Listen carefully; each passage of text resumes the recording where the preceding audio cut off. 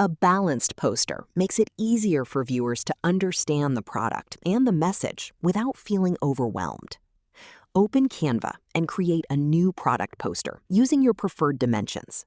Choose a clean background. Then open the Elements panel and add a few simple geometric shapes to organize the layout.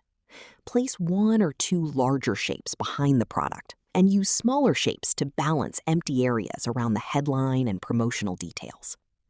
Upload your product image and position it where it naturally becomes the main focal point.